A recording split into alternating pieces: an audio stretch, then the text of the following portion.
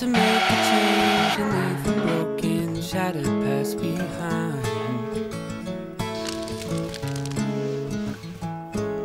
To get back to the fairy tale she dreamed about when she was just a child. She used to be an optimist, now she sees the obvious. She's running out of places to call home. At nighttime she cries out and lets the skylights be her audience, 'cause no one else will listen to a sad and lonely song. She's looking for an antidote. She's looking for a man that won't take advantage of her heart and steal her soul. Leave her in the freezing cold. She's looking for a remedy that can take the pain away, so she can go and start a life over again. Let the broken pieces mend.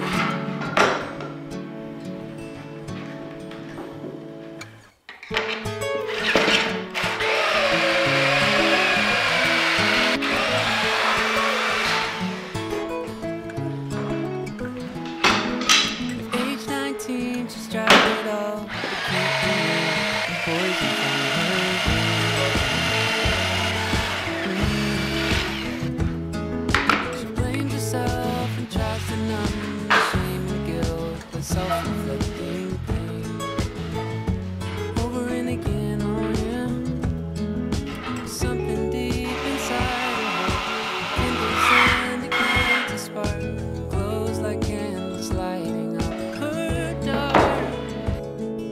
She feels the air and breathes it in and dares herself to dream again. Let's go all the search for something worth believing in. She's looking for an antidote. She's looking for a man. Take advantage of her heart and steal her soul. Leave her in the freezing.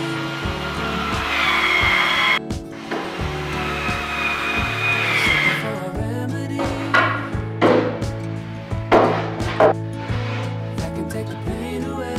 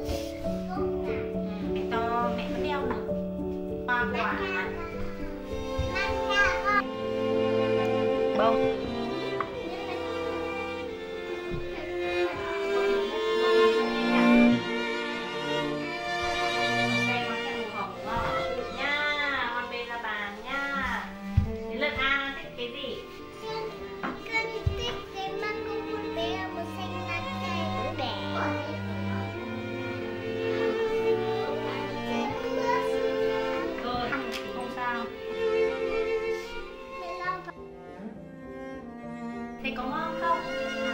Dạ, thế mời đi ra.